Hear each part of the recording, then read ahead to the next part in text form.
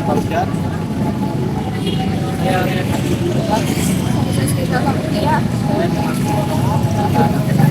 Saya merupakan kader.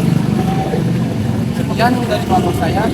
Berikut adalah penjelasan mengenai sejarah dari Museum Bank Mandiri. Selamat datang di Museum Bank Mandiri. Di sini kami akan menjelaskan sejarah mengenai berdirinya Museum Bank Mandiri ini. Mari kita simak dengan sesama. Di sini kita telah sampai pada pintu masuk dari Museum Bank Mandiri. Setelah kita melewati pintu masuk, ada dua ruangan yang akan kita jumpai, yaitu ruangan penitipan barang yang berada di sebelah kanan dari pintu masuk dan ruangan souvenir yang berada di sebelah kiri dari pintu masuk.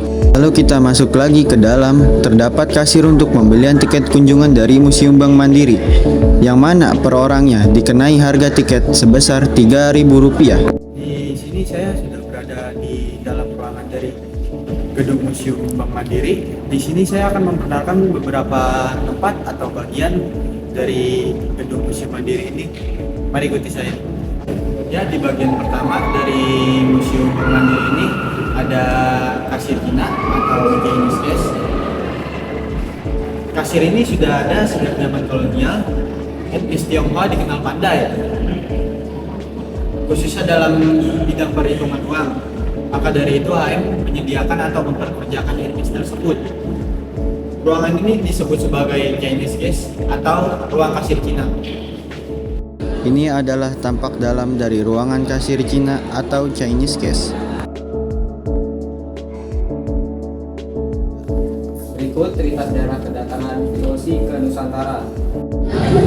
Berikut ini merupakan dinding yang menjelaskan tentang sejarah kedatangan VOC ke Indonesia. Berikut adalah beberapa bank peninggalan zaman penjajahan, yaitu ada Bank NAM, Bank NIHB, Bank Eskonto, dan Bapindo. Yang pertama ada Bank NAM, Netherlands Nederlandsche. Perusahaan dagang milik pemerintah Belanda ini didirikan langsung oleh Raja Willem I. Didirikan di Belanda dengan surat keputusan Raja tanggal 29 Maret 1824 nomor 163. Lalu yang kedua ada Bank NIHB, Netherlands Handelsbank. Cikal bakal berdirinya NIHB pada 14 Juli 1863 tidak terlepas dari perluasan pemikiran dari kredit mobilier. Lalu yang ketiga ada Bank Eskomto. Eskomto Bank merupakan salah satu bank tertua di Indonesia. Awalnya bank ini didirikan pada tahun 1857 di Batavia oleh warga Belanda yang bernama Paulus Tiedemann Jr. dan Karel Frederik Wilhelm Wigert van Hersen. Lalu yang keempat ada Bapindo atau Bank Pembangunan Indonesia. Pendirian Bank Pembangunan Indonesia atau Bapindo dalam sejarahnya tidak terlepas dari pendirian sebuah bank yang bernama Bank Industri Negara Indonesia atau BIN.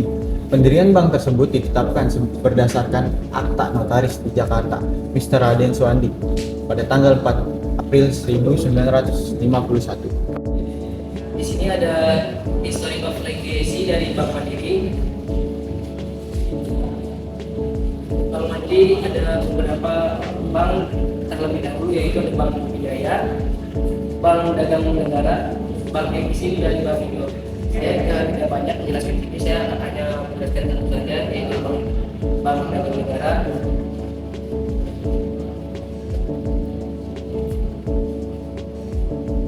Bank Dagang Negara merupakan bank tertua di Indonesia. Sebelumnya Bank Dagang Negara dikenal sebagai Netherlands Indisch and Eskomto Maastricht yang didirikan di Batavia atau Jakarta pada tahun 1857.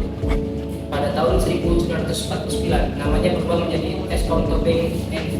Selanjutnya pada tahun 1960 Eskomto Bank dinasionalisasi dan berubah menjadi Bank Dagang Negara, sebuah bank pemerintah yang membiayai sektor industri dan pertambangan.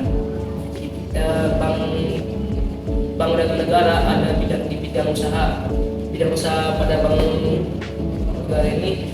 Pada era awal kepemimpinan Presiden Soeharto, pemerintah mengupayakan rehabilitasi ekonomi dengan melibatkan sektor perbankan, termasuk dalam hal ini BDN. Dalam Undang-Undang Nomor 18 Tahun 1968, BDN ditegaskan sebagai bank umum milik pemerintah yang perbaikan ekonomi rakyat dan pembangunan nasional. Namun dalam penyaluran kredit, BDN diminta fokus ke sektor pembangunan. Di sini ada proyek besar dari Bank Dagang Negara. Proyek besarnya itu ada di tambang batubara Ombilin, kegiatan peleburan aluminium yaitu PT Alumindo. Yang kedua ada PT Aneka Tambang.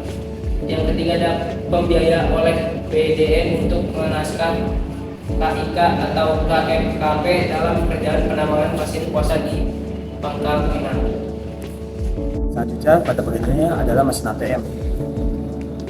Mesin ATM sebagaimana pada penemuan teknologi lain, penemuan ATM juga didasarkan pada karya sejumlah penemu. Sedikitnya 3 nama yakni Luther Simjian, John Sever Baron, dan Don Wergel. Seperti tulis Mary Bellis di abot.com disebutkan bahwa pada tahun 1939 Simjian mematenkan satu prototipe awal ATM yang kemudian kurang diminati pada awal kemunculannya. Ada juga yang berpendapat orang Skotlandia bernama James Woodville adalah pemegang paten paling awal yang tahun 1966. ATM modern dan John DeWitt dari Docutel di Amerika Serikat juga sering disebut sebagai penemu desain ATM tegak mandiri freestanding pertama.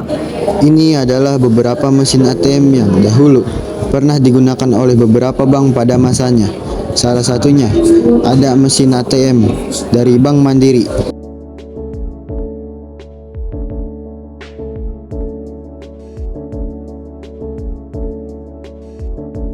Selanjutnya kita akan menuju ke ruangan berangkas yang berada di ruangan bawah tanah dari Museum Bank Mandiri ini. Kita terdapat bagian berangkas. Berikut nih berangkas zaman-zaman kolonial Belanda. Beberapa ada banyak.